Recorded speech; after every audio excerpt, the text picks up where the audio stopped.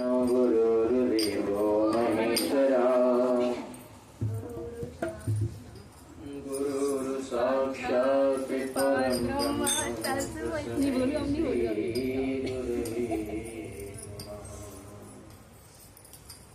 गजाननं भूतगणाधिसेवितं कपितजम्बो फलचारुभक्षणम्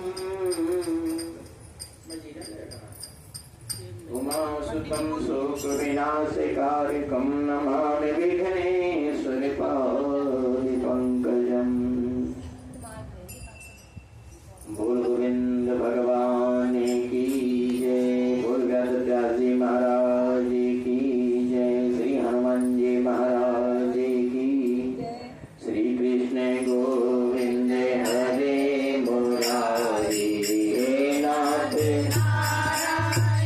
वासुदेवा, श्री कृष्ण गोविंद हरे मुरारी हे नाथ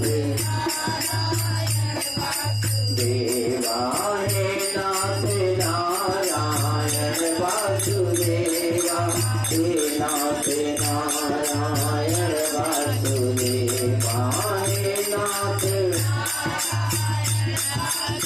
देवा, हे नाथ नारायण वासुदेवा, श्री कृष्ण गोविंद हरे मुरारी हे नाथ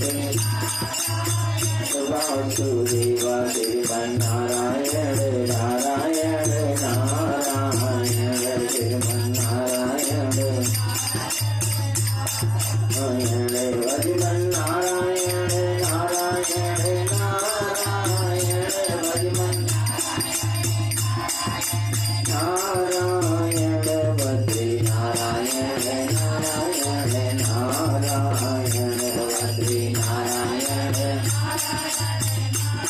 बोल लक्ष्मी नारायण भगवान की, धरती के रक्षक हो हनुमान जी, लइके गदा चहुर से न्याहो, जो कोई दुष्ट निकेतन आवे, ताहि महाप्रभु मारी भगाओ, जो धर ध्यान कथा सुनी है, ताके धन धान्य और पुत्र बढ़ाओ, औ विनती हमारे यही हनुमान जी, छोड़ के गढ़ी तुम यहाँ चली आओ।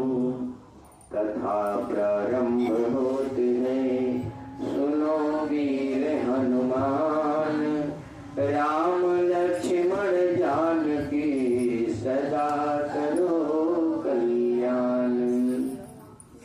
बैल चढ़े शिव जी मिले, गरुड़ चढ़े भगवान, सिंह चढ़ी माता मिले, तेरे पूर्ण सारे काम। बोल गोविंद भगवान की, बोल कार्तिक महात्म की जय। कार्तिक मास के पावन पवित्र कथा में आज बड़ी सुंदर कथा आती है। कार्तिक का महीना इतना सुंदर महीना कि इसमें महोत्सव भी बहुत होता है, पैसे भी बड़े खर्च होते हैं, और पैसे आने के साधन भी बड़े हैं। इस महीने में प्रातः काल उठना, दीप पूजन करना, आमला नवमी, गोपाष्टमी, नगर परिक्रमा, एकादशी, पूर्णमासी, कई सारे ऐसे पर्व होते हैं। श्री सुखदेव भगवान कहते हैं कि हे राजा पृथु, मैं आपको एक बड़ी सुंदर और अलौकिक कथा बताने जा रहा हूं, जो कार्तिक मास के पावन पवित्र कथाओं में एक आती है। कहने लगी कि प्रभु हमें कृपा करके जब हम तुलसी दल चरणामृत में लेते हैं तो उसका महत्व क्या होता है, उसके जलपान करने से हमारे शरीर में या हमारे मन में या हमारे जीवन में क्या उत्तम फल प्राप्त होता है। इतना प्रश्न जब पूछा तो नारद जी बड़े सुंदर भाव से अपने कार्तिक महात्म का एक सुंदर सा फल बताने लगे, कहने लगे कि हे राजन, अब मैं आपको एक सुंदर सी कथा सुनाता हूं। नारद जी कहने लगे कि राजा पृथु प्राचीन काल में सहार्दिक क्षेत्र में करवलीपुर में एक धर्मदत्त नाम का ब्राह्मण, जिसका नाम धर्मदत्त, पूजा पाठ में बड़ा निष्ठावान, बहुत भक्ति करने वाला, और जब कार्तिक का महीना आवे तो प्रातः काल स्नान ध्यान करके, नियम कहता है कि गंगा इत्यादि पे स्नान करना चाहिए। कार्तिक में अयोध्या, मथुरा, काशी ऐसे जगह पे लोग कल्पवास करने के लिए जाते हैं। क्या करने? कल्पवास करने। कल्पवास का मतलब, कल्पवास का मतलब कि एक महीना हम ऐसी तपस्या करेंगे अपने सारे बुराइयों को त्याग करके, क्योंकि कोई ऐसा नहीं है जिसके अंदर कुछ अवगुण ना हो, और पूरा समय भगवान के नाम का चिंतन करेंगे और गंगा जी में स्नान करेंगे। वो संध्या दोनों काल स्नान करते हैं, दीपदान करते हैं गंगा जी के तट पर। लेकिन ये विधान किसके लिए है? जो गृहस्थी से दूरी बना लिए हैं। अब आप यहाँ बच्चे पोते परेशान हैं और तुम कल्पवास करने के लिए गए हो, तो फिर ये भी ज्यादा उचित नहीं होता है। धर्मदत्त नाम का ब्राह्मण जो सदैव प्रातः काल उठ करके गंगा इत्यादि स्नान करके, और जब भी वो फ्री हो तो इधर उधर की बातें नहीं करते थे। मनुष्य का, तुम्हारी पूजा, तुम्हारे व्रत का नियम ही यही है कि रोजाना तो तुम इधर उधर भटके रहते ही हो। जिस दिन कम से कम व्रत पूजा रखो, उस दिन तो कम से कम अपने मन पे कंट्रोल करके भगवान के नाम का चिंतन करो। ये रोजाना करते थे। क्या करते थे? 12 अक्षरों का भगवान के नाम का स्मरण करते थे प्रातः काल।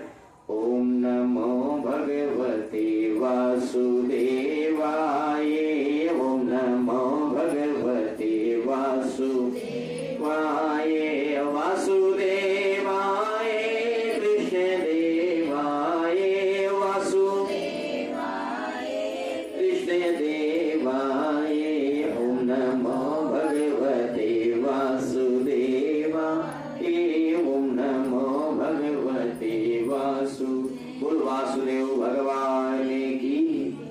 बाबा ने देखा कि अपने नित्य क्रिया नियम विधान से पूजन करके और कभी आगे जीवन में व्यतीत कर रहे हैं। एक समय प्रातः काल ही रात्रि के पहले वेले में ब्रह्म मुहूर्त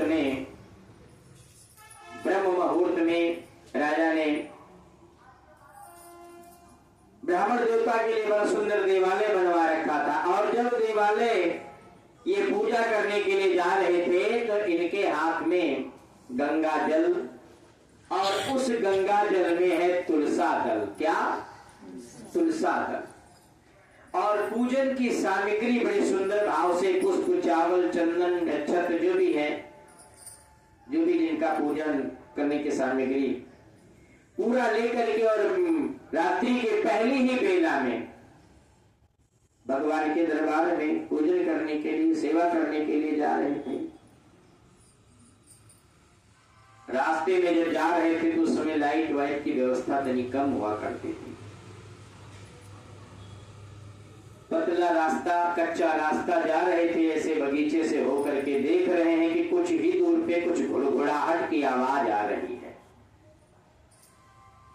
स्पष्ट दिखाई नहीं पड़ रहा है क्योंकि ब्रह्म मुहूर्त का समय है, तो साफ दिखाई भी नहीं पड़ रहा है। चलते जा रहे हैं, और जो घुड़घुड़ाहट की आवाज जब और पास में आई तो देखने लगे कि एक बहुत भयंकर ब्रह्म राक्षसनी, एक ब्रह्म राक्षसी जो है ब्राह्मण देवता के पास आ रही है। दूर से देख रहे हैं, निर्वस्त्र है बिल्कुल, बड़ी बड़ी आंखें, बड़े बड़े दांत, लाल लाल क्रोधित, बिल्कुल ऐसे लग रहा है कि कहा कि बहुत घनघोर पिशाचिनी है।